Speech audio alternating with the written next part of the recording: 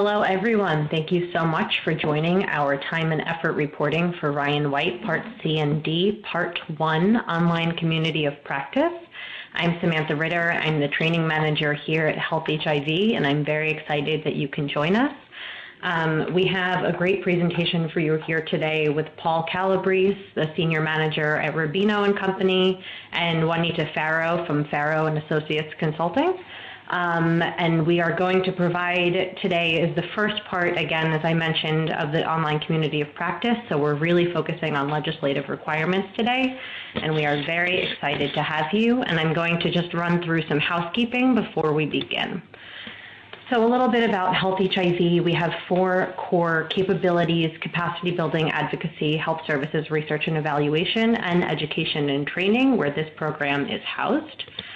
This is Fiscal Health Systems to Sustainability Program. We are funded through a HRSA-HAB cooperative agreement to provide fiscal management and sustainability technical assistance to Ryan White funded organizations. I know a lot of you know us already from some other webinars, and we just did a regional training in Newark a couple of weeks ago where I recognize a couple of your names already, so it's very nice to see you again. And just a reminder that any of the topics that we talk about on today's webinar, as well as some others, we provide technical assistance on those topics. So if you have any questions or are interested, please get in touch. So just some things about this Webinato system that we're using today. So everyone on the line is muted except our presenters. We have if you look at that file folder icon down on the right-hand corner, we have today's slides available for download. We also have a couple links. One is to sign up for part 2 of this series, which I'll talk about in a second. We also have a worksheet. We're going to ask those of you who are joining for the part 2, and I hope that's everyone, to complete a worksheet because we really are relying on your input to talk about that one. In the second part, we're really going to talk more about issues that you're actually having in your organizations and bringing some of these legislative requirements to life. If you have any questions, please type them in the chat box. If you want to private message us, you can just click on the Ludwig and you can see send private message, and we'll see that as well. If you're having any kind of technical difficulties, if you can't hear, we'll try and help you however we can. So again, there's the chat box below. So again, this is the first part. We're really focusing on legislative requirements and an overview of best practices. The second part of it is looking at the models that you're currently using. So we want to know, what are you currently doing? What are your challenges? What do you need help with? We're really relying on your questions and your discussion to, inform some of our own best practices. So just to give an overview of what we're currently doing. So if you look again in that folder, you can click on the folder and there's a registration link. So please register for that now. Part 2 is on June 8th from 10 to 11 a.m. And just so you know, the sources from today's community of practice are all from Uniform Guidance, specifically Subpart E, Cost Principles. So if anyone feels like reading it, I have, it's delightful. Go ahead and check it out for yourself. And I would like to quickly, before turning it over, I'll review the learning objectives. So we're going to review uniform guidance for HHS awards as it pertains to time and effort reporting or timekeeping, describe industry practices for timekeeping, discuss the consequences of noncompliance, and indicate time and effort requirements that most impact parts C and D. Some of this stuff can get pretty technical. If you have questions or don't understand something, please tell us. The point is for this to be as practical for you as possible. So if you're not getting something, we really want to know about it. And I'm now going to hand it over to Paul. Thanks, everyone. Okay. Hello, everyone. My name is Paul, and I will be presenting with Juanita. And she has certain parts of this, and I do too, and we kind of will be working together. Certainly, Juanita is welcome at any time to chime in if she feels that there's something here she wants to add. And the way this presentation is basically kind of broken out is between the regulatory piece, then we try to go through some examples of policy procedures, some forms, and other things that are industry best practices so that you can walk away. It's one thing to have the rules, right?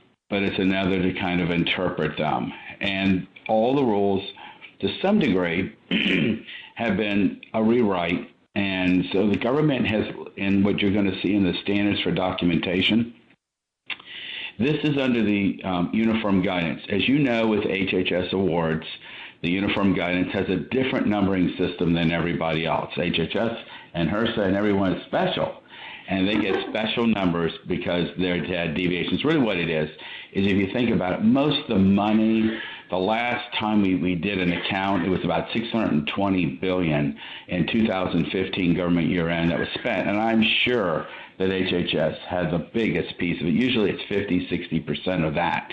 So you can see that they have a lot of large sub-agencies that are very large. They may be bigger than regular agencies by themselves. So that's how they justified getting their own. If you have grants that are not in HHS, it would be 200 dot whatever you see, but we're using the HHS 75 dot. Also, just real quickly, there used to be a 45 CFR 74. You might have remembered that for everybody but state governments, and state governments was under 45 CFR 92, and they were superseded by 75. So those others are beginning to go away as your grants go away on the old ones, just so you know. Okay, and dot 430, that's the cost principle on compensation. And it takes many letters until we get to I on time reporting. And that is the time, that's the place where we will now start to look at things and get in some detail. The first thing before we do get completely into this is we need to know that Ryan White is a direct charge award, or you could have subawards that are cost reimbursable. And what we wanted to do is also integrate the fact that you're aware that there's the fiscal monitoring standards, and I know they're for parts A and B, and other entities, unfortunately, they may have not provided, but we use them often as best practices because there's a lot of good in there. And so the fiscal monitoring standards that many of you may have to follow, you've got to track the detailed budgeting and the accounting and, of course, budget versus actual and all of that wonderful stuff. And you've got to track it by labor cost. And you're dealing with things like service categories and then the 75-25% rule of core medical services versus support services. Is it direct or indirect, and there are caps on that, and other requirements. There's even unit of service, which is a whole nother area which we won't approach. But you have a lot of labor requirements to track, and it can be very, very frustrating process. And see, even I have problems switching this thing over. There we go. Right. So the administrative area deals with a 10% cap. Actually, the 10% cap technically deals with both direct or indirect administrative costs, as you are very well aware. But we're going to focus real briefly on the indirect side. And people have a big struggle defining what indirect is. And as Samantha and I were talking before we started, one of the biggest issues everyone has is every organization is a little bit different. And although the awards from Ryan White are the same, you may be a subrecipient, a subawardee to a city, and they may set it up or a little bit differently than others. And maybe you're a hospital system, so you can actually talk with other people throughout the country. Others don't have that benefit, and you might find some differences. So we always go back to the terms and conditions of the award. But in defining indirect costs or items that are not, directly assignable to the programmatic activities. It depends on what do you do with these things. Could even relate to certain types of fringe benefits. How do we allocate our audit requirements, our single audit used to be called A133 audit, our business insurance? How do we get it to that program? Well, we need something called an indirect rate. And administrative functions are executive management, finance, IT, you know what there are.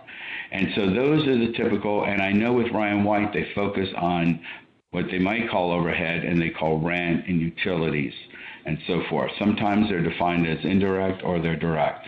But labor tracking is very, very important on this.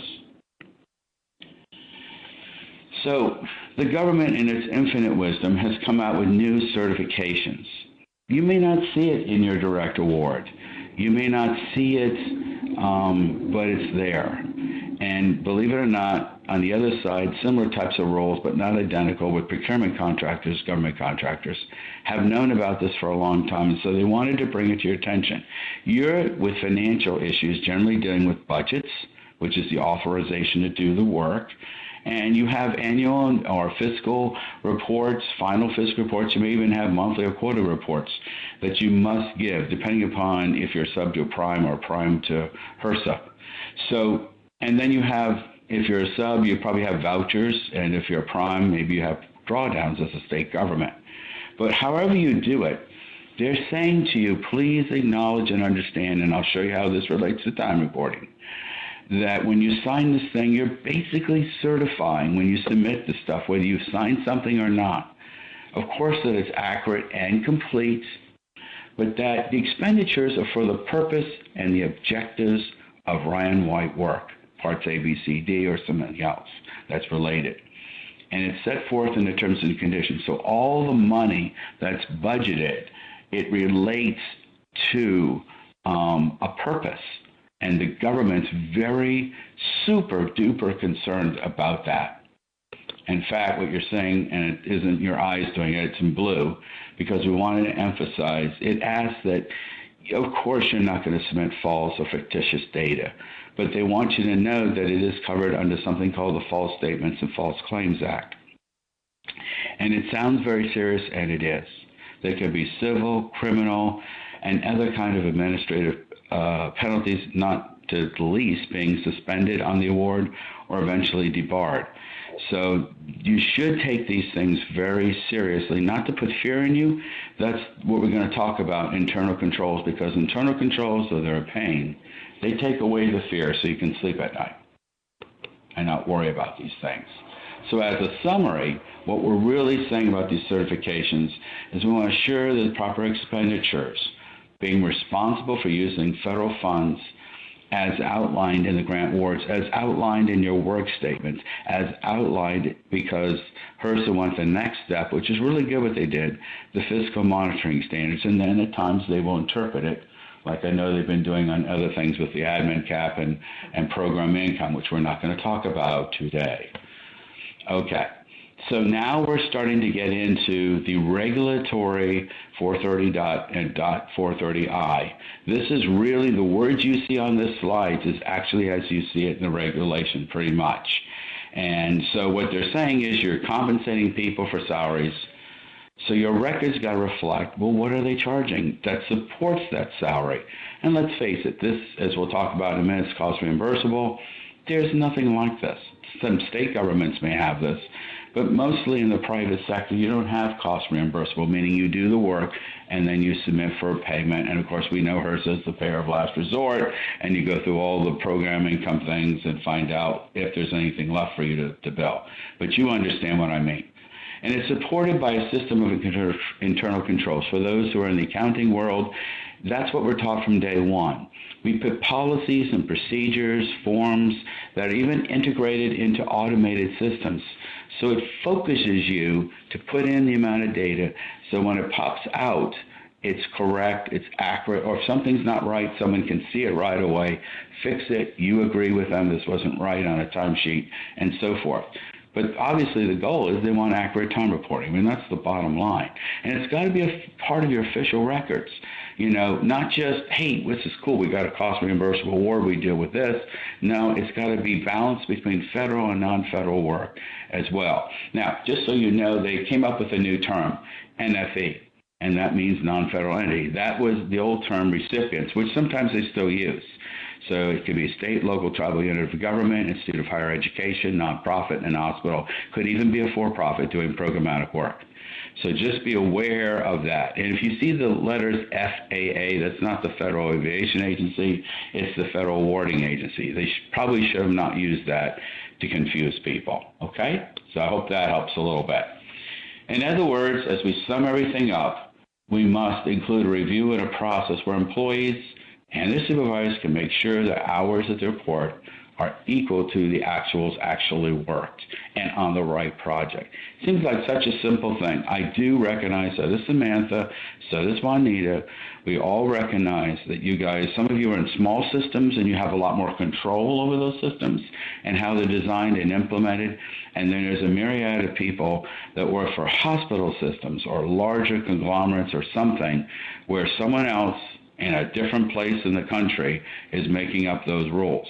And so we have to kind of figure out a way, and that may be the second part, of how to begin to basically stratify those rules and make them applicable only to your area, because we know HRSA Ryan White is probably the most demanding award, and I am a more generalist, Samantha is a specialist, and I have seen many other federal awards, and there's nothing like this. That may not comfort you, but it's unique. But the government expects, when we do this work with the government, we have to follow their rules. Okay, there we go. Okay, so another standard in all of this is that the work reasonably reflects the total activity of the employee. So they really want to see 100% of your work. We used to call it, in our terms, total time reporting.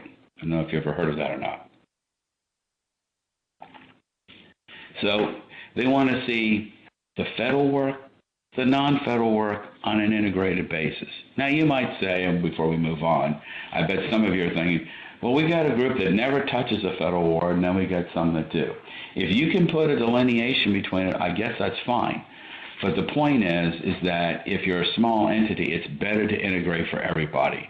And don't you want to know what your true costs are? How are you going to ever get to true costs unless you do it on an actual basis? So some of this stuff, the government's kind of thought through with this thing. They've thought it through. They've been around forever, as you know, and they've seen systems come and go because they see all the systems. And so they're trying, actually, for those who have cost reimbursable, to know your true cost is an important thing. Even if it's units of service or something else, it's still an important thing, and it always starts with time because we're not building widgets. We're helping people. So it's a different kind of thing. I have a habit that when I press things, especially on a Mac, it does a little circle ball that's cute, and that's just me. It's probably Murphy's Law. The other part that kind of starts to wrap up, but is an important standard, is the distribution of time, okay? Now, they want you, of course, to have written policies. Policies by nature are written. You know, these are not, we can't read each other's minds, so we got to write them down. And then it becomes a practice, but it's based on a process. It's based on a written procedure. It's got to be written, and time and effort has to be an important part of that. You may have a shell, and it's just the basic. It may not, as you see our sample one, it may just be the basics of it, but it's got to be something in there that tells us, hey, this is an important part. So they're saying when on the bottom after the second hyphen here, from about this part down, what they're really saying is, there are standards that when you distribute time, you've got to put time in if it's charged to one or more awards, a federal and a non-federal award, and a direct or an indirect activity. It's too complicated, but in a hospital setting, you may have two or more indirect activities and thus have different charges. The last one is the one that people kind of miss. And that's the one I wanted to share with you. You may have some unallowable direct activity or indirect activity, or unallowable with a direct. And those tends to be the higher-ups, executives, the fundraiser type or whatever. Executive does a fundraising activity, lobbying, public relations, promotions, and probably don't have membership. And if you're doing those kinds of things, those have to be taken out of wherever they are and treated as a direct functional area or direct programmatic area per subpart E of uniform guidance. So it's a different issue. We can talk about it. And you might say, well, we have a hard enough time getting executives to keep a timesheet, and I get it. But you should know of it. You should know what it is anyway. Budget estimates. We know that something before the effect is not allowable if you estimate before your time, unless like you're going on vacation or something, you just want to do it, that's okay. But if it's something that's unknown, it's not wise to do that. However, the government does recognize estimating for interim accounting for larger systems. The gist of it, which I don't want to spend a lot of time, is it's like a standard cost system. You set up a standard. People are pretty much charging this time all the time with some exceptions. And if it had significant changes, you would be monitoring it. But the next two pieces are most important. There's, if there are after-fact charges based on budget estimates, you do that. But the last thing is the most important. No matter what kind of standard you set up in the federal government, government contractor, nonprofit, federal awardee under a grant, you've always got to finally make an adjustment to actual. So the question is, why not just do it from the start and make it simple? That's my thinking. Now, they do allow for percentage of time, but only for institutes of higher education. So we're going to talk a little bit about that they're allowed to do it because they have professors that work something unique and outside activities. And it's common, but there are limitations on it. So they provided for that. But most people, the government's not going to let you do a percentage of time. So we'll talk about that. I'm sure that's going to get some people's comments. No more documentation is required. Now, some people think, except for, of course, exempt and non-exempt people under the Fair Labor Standards Act. And, of course, salaries, meaning the cost share or match, they have to do the same detailed record keeping that you would have to do in a situation where you have reimbursable salaries. So because you have a match, you wouldn't have gotten that award unless you agreed to the match. You must track their salaries with the same serious record keeping. Now, they say where these things don't meet the standards, then you go back to slides that were back before where you follow them and have a personal activity report, i.e. a timesheet or a certification. This doesn't mean that the government's saying you shouldn't have a timesheet. It's saying it can be in whatever form. We're in the world now where everything is electronic. And so that's really what they're trying to say to you. Okay?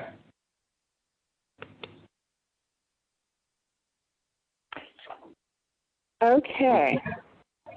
Juanita. Okay, thank you, Paul. This is Juanita Farrow, and I will be talking to you about some common issues that are normally associated with time and effort reporting that I generally see when I conduct Brian White site visits. One of the first things is that time and effort, first of all, as Paul talked about, should be reported based on actual time work versus the budgeted time that's on your budget. So, for example, what I might see is that there is a hard allocation in the payroll system, and that hard allocation is based on what the budget determines that person is going to be working. And that hard allocation is used for justifying the payment that the employee receives. So that's not based on actual time work. It's based on the hard allocation. So suppose the person is allocated at 50% on the grant, but for whatever reason did not work 50% on that grant for that period of time. Maybe got pulled away in some other activities in the institution, but really wasn't working on the Ryan White program.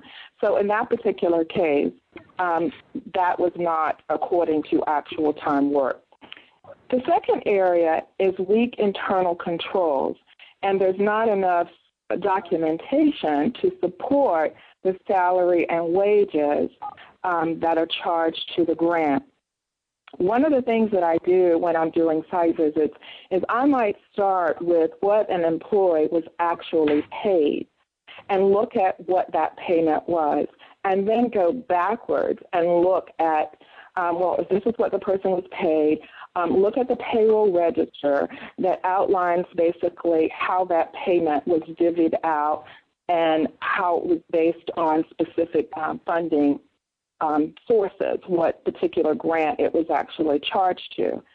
And then I might look from there at the timesheets, and all along I'm looking at how this is actually matching up. I might look at the timesheets or in the electronic timekeeping system to see basically what was actually documented on those timesheets. And one of the things I might want to look at is if we say we must work, 40 hours or 80 hours for a pay period, whatever the pay period is I would want to know how we determine how that time was allocated specifically to this grant for that percentage. And so sometimes what I hear when I'm doing that and trying to backtrack to determine how we got to where we got to, I might hear that it was based on time that was allocated in the system. And so we didn't have a way of describing what that person was working on the timesheet, or it wasn't divided by funding sources. Basically, it was programmed in the system, and that's how the person got paid. So there again, it's not based on actual time. But also, when it comes to internal controls, I would want to see if there are any policies and procedures that are in place specific to time and effort. Most of the time, the recipients will have policies and procedures for payroll, but there are no policies and procedures specific to time and effort reporting. I would also want to see, if there was training or any type of training or documentation that's done so that employees truly understand how they're supposed to be documenting time and effort, or also if supervisors are trained and really understand when they sign that timesheet or that document to verify that an employee worked that time, do they really understand what they're signing there? Obviously, there's a responsibility associated with that. The next area is when we are looking at changes in positions or job responsibility or funding sources. Maybe employees are leaving, other employees are coming on, we're putting them onto the grant, or there might be changes in funding sources, and so we're shipping things around, including revising our staffing plan, is we need to make sure that when we're putting people on the budget, that how they're being charged is aligned appropriately with the approved budget and what was approved. And if there are changes, that the job code that they are assigned to, so if they're on C and they get a specific job code for C, or if they're on Ryan White Part D, if there's a specific job code there, that they are actually being charged to the appropriate job code. The last area is, and these are, as I was saying, some of the things that I've seen, is if employees are working on multiple grant sources, multiple grants and projects, is that if it's all Ryan White, we lump it all together as Ryan White. So there's no segregation in terms of each funding source, so you can track back to that specific funding source. So when I'm looking at the costs and charges, it's all based on, Ryan White, but it's not broken down by the funding source. Okay. All right, thank you, Juanita. Yes, it's very important that we track expenses and funds by funding source, and we'll talk about that again to reinforce the importance of that point. We're not going to go into some of the industry best practices so that each of you can look at maybe some parts of a time reporting system. My style that I developed, this is some of my stuff with other people's, maybe a little bit different, but when you have a procedure, you really got to explain what's the purpose. Now, this is a purpose that's Ryan White, but it's also for any other federal and non-federal awards as well, especially federal awards, that we are able to have practices where we can really track allowable costs, labor costs, and allocate it, because that's really what time reporting is really mostly about, to the appropriate grant cooperative agreement, regardless of whether you're a prime or subrecipient. And that something in your time reporting process, when I talk about employee awareness, I'm talking about training. How do you prepare the stuff and the forms and who it applies to, all employees, regardless of level? This is part of the whole process. Let's get over here. Now, it may be the director of finance, maybe it's some other administrative person, but someone's got to be responsible to administer the timekeeping policy. Also, someone has to be responsible for employee orientation. That may be given to HR because that's their thing to do on the first day or whatever. So it may depend, or they may work together as a team. It's not that we want you to focus on a person or a thing, but more a process and a mandatory process of training and performing periodic time reviews to ensure to really go to their desk and look and say, hey, you know, in the government world, believe it or not, government contract world, they actually go and they do what they call a floor check. And what they're really trying to do is say, is the person there? Are they doing the work? Are they charging on perhaps a more frequent basis? It's just, to some people it may seem extreme, but if there's no integrity in the time reporting system, then it's hard for the government to say, is this truly our cost or something else? So these are why these things are added. That's why internal controls are added, if you can add them. We know that some of you're mega organizations and you may not have that flexibility. Managers responsible to make sure that the thing works, the timekeeping system, and that it's compliant with the federal regulations and best practices. Employees are, of course, responsible to do it, to track the time in an accurate manner. When an employee charges their time and effort, it's part of a claim to the United States government. So some of you that are listening today, in your capacity, you may be charging time reports or time sheets. Those time becomes ultimately a part of an invoice, it becomes a part of a claim. And the strength of your system is the internal controls to keep people from mischarging. The biggest fear the government has is that, let's say, one ward has no more money on it, and it can be cost reimbursable. So you say, well, we got extra money on this one. Why not just continue to do the work as they're supposed to, but charge a different award? Well, that's fraud. So it has to be said. We have to talk about it.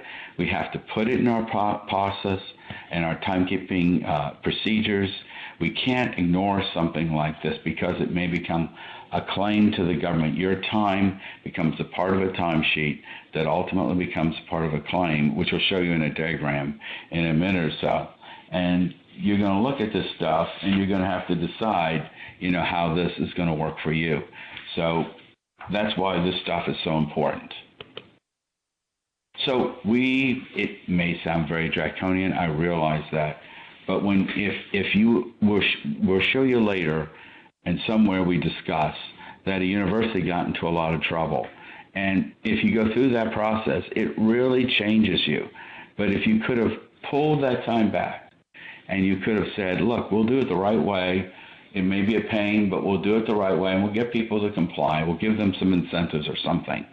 We'll give them a gold star each day, or some special thing, and say, hey, we're glad you as employees are doing this, and because it's so important.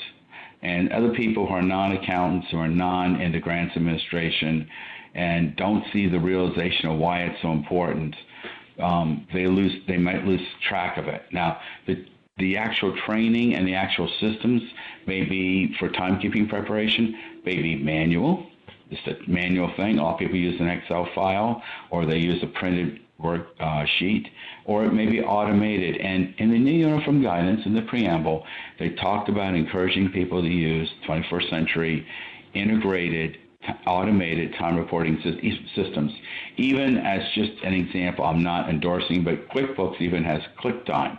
So, there are things that add on to third-party programs that add on, or ADP will give you a distribution, depending upon what you pay them and how it's set up, may be able to give you a distribution of time. And then there should be some kind of refresher course on proper timekeeping and labor charging practices conducted on an annual basis. People don't comply because this is very, very serious. This has tremendous impact.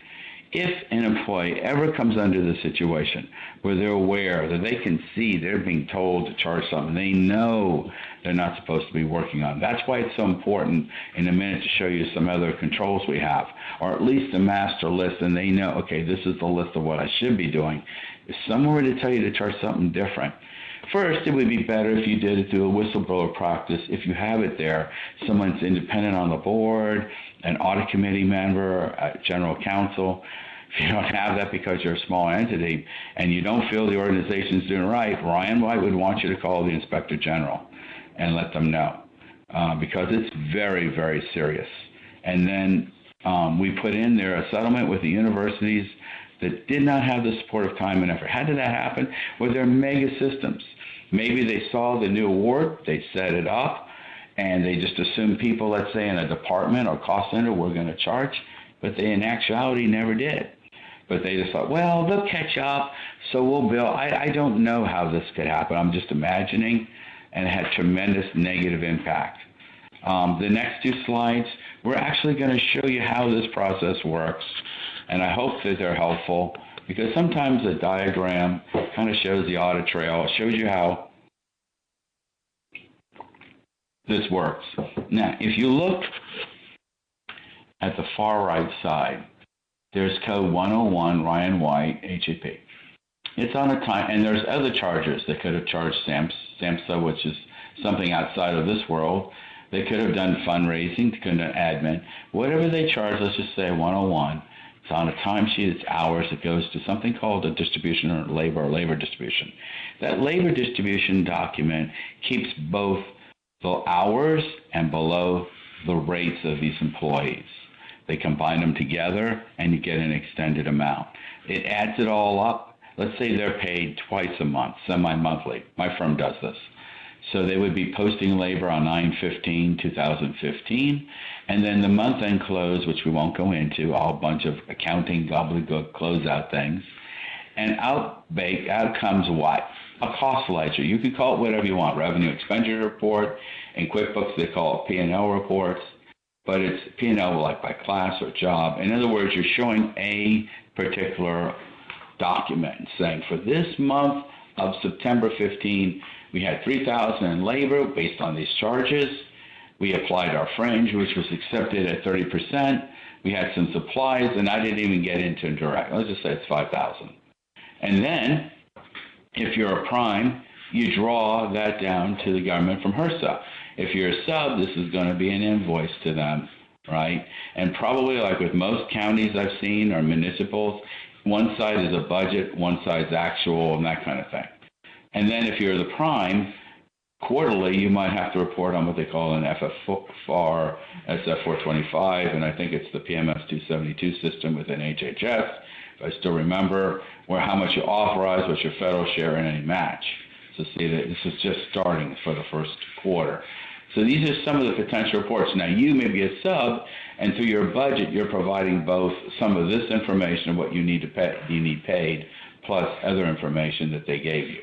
Just depends upon every entity set up differently. This is the last kind of graphic, and it just again shows that everybody has a charge code. See that 101 that was here? We have up here 101, should be 101. And so basically this is like a blow up of each of these. These are different charge codes for SAMHSA, if you had SAMHSA plus Ryan White. And then charge codes for non-federal activities, fundraising separate, and admin is separate, depending. And then you can decide, do you want direct or indirect, but you've got it in buckets. The key is to put it in buckets so that this stuff, and here's a breakout that shows federal and non-federal, meaning like a match. If there's no match, forget this column, but you would have line items like labor, fringe, travel, equipment, supplies, contracts, other, indirect, and total. Those tend to be the kind of budget line items, okay? I mean, that's not hard to do. It's important. Okay, now we're going to go back to Juanita. Is that right? Yes. Thank you, Paul, again. So now we're going to talk about some best practices, and these are things that are good for your organization to have in place. First of all, to have a job assignment code so we know specifically where those charges are going to go to. Most organizations, once they receive an award from from HAB, they would assign that specific job assignment code that's specific to that particular award. So for employees that are actually now working on that grant, they would be associated with that particular code for each grant. And if there are 3 different grants, there would be 3 different codes that they would be assigned to. And so that determines basically where those wages, the salary and wages, are going to be charged. The second thing is to have good internal controls. We keep talking about internal controls, because when there are good internal controls set up, then there's less likely that there are going to be gaps in the system. So, are there good policies and procedures that are in place? Has training been done on time and effort? Are there good separation of duties, so to make sure that one person is not doing all the complete functions from timesheets all the way to actually the payment of the employee, because that's opportunity that there could be fraud committed in those particular situations. Are there support? Is there support data in place, for example, the timesheets or even workload reports that describe how many patients are seen, or if there are meeting minutes and things like that. Those are all things that strengthen your internal control system. So the third item is that there are systems in place to verify the actual time worked is consistent with the Ryan White budget. Of course, internal controls don't work if they're not being implemented or exercised. It can't just be the policy and procedure. So you'd want to know who's looking at what.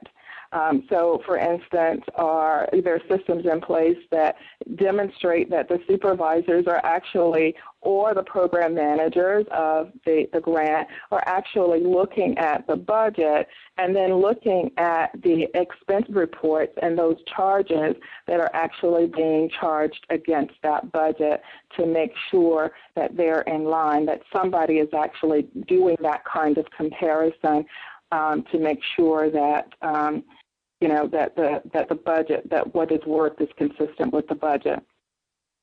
The third area is employees whose salaries are charged to a federal grant are required to complete time and effort reports. So you have the time and effort reports completed for anyone who's actually working on a federal grant. And then lastly, the time and effort actually reflects the actual time that's worked by the employee on that particular federal grant. Okay, so signatures. Are signatures in place, and the supervisor or a responsible person who can acknowledge or verify that the employee actually worked that time, with their signatures in place in the electronic system or on the timesheets that demonstrate and validate that time. The next area pertains to minutes and workload reports, member patient visits. That's really good in a situation where you have someone that's being paid, let's say, for example, a provider that's being paid on the grant a certain amount of hours. And in that particular situation, say 8 hours in the course of a week. But then when you look at the workload reports, it's hard to determine that they actually saw very many Ryan White patients. Maybe there's only 2 or 3 maybe Ryan White patients that you can determine are seen. So when you look at that scenario, then that's going to cause pause in terms of, what was actually the time spent on. Was this actual time spent seeing Ryan White patients, or were we seeing other patients doing other things? Well, that may raise a red flag in terms of, charging to the grant, but not having the support to really support that. The last area in terms of if an organization charges employees time to a federal grant based on the budget, which I described earlier on, if it's hard-coded into the payroll system based on what the budget says that person is going to be working, that there is a process where you reconcile what is actually being worked. So if I charge it to the grant based on the budget, then I've got a process in place after the fact where I'm going back through actual reports, actual timesheet information, and looking at the actual time, and I'm comparing that to what has been charged, and I'm reconciling those differences because it has to be based on actual time. But as Paul mentioned, if you're going to have to do that extra work, it seems that it would be a lot easier to just do it to begin with and not have to go through the whole entire reconciliation process. Okay. All right. So we know that timesheets must be completed on a daily basis. And now you say, oh, yeah, what are they doing to me? But you have to understand it has to do with accuracy of time charges and so forth. So some of you may do it on a biweekly or semi-monthly payroll basis, but somewhere you should keep track on a notepad you're in, providing in a contemporaneous way, what your information is for these charge codes, and that's fine too if you want to wait to the end. But think of it this way. Say I work for your organization as a consultant, and I just decided, well, I'll wait till the end of the month and see what it is. And I don't have enough billable time, so I'll just up your stuff. You would be livid with me on it. Well, the government's no different.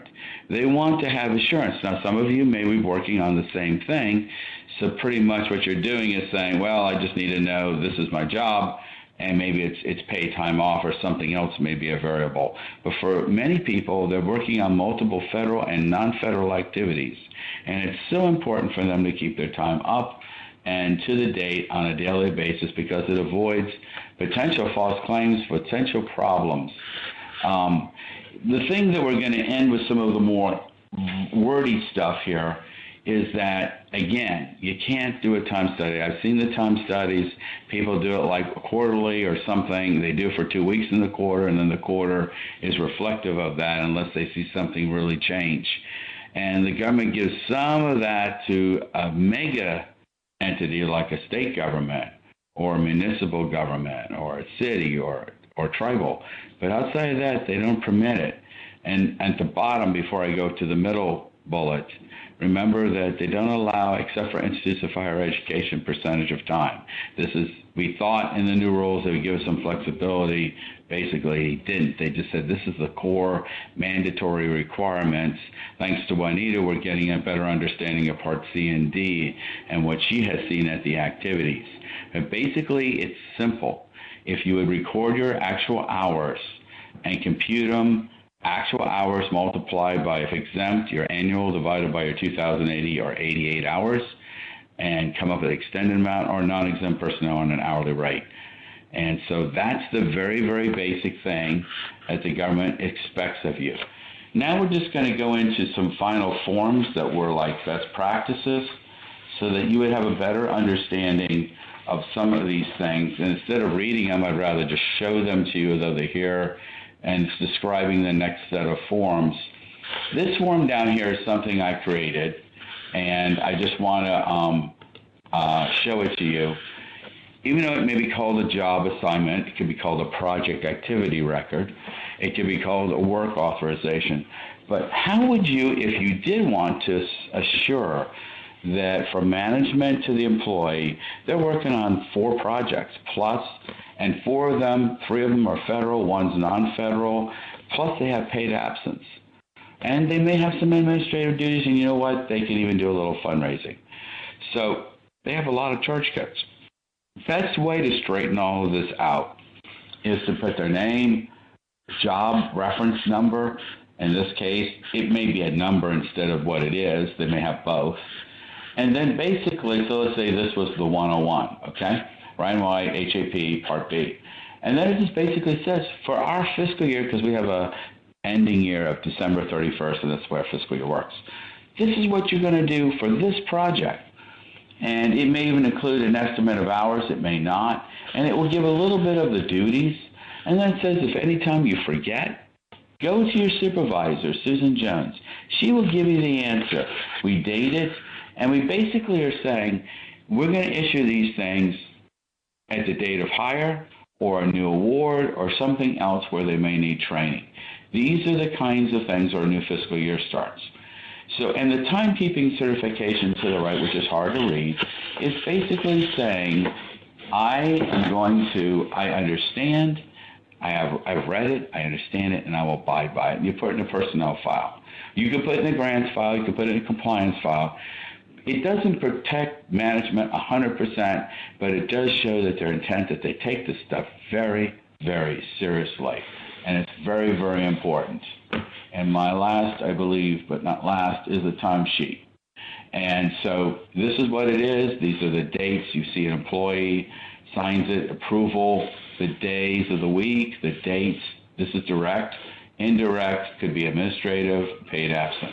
I'm not going to spend much more time because Juanita has to finish up with some important information. Juanita, let me jump in before you go really quickly. I know that we only have 10 minutes left, and I already see a question below. If you have any other questions, please type them in the chat box now or while we're going.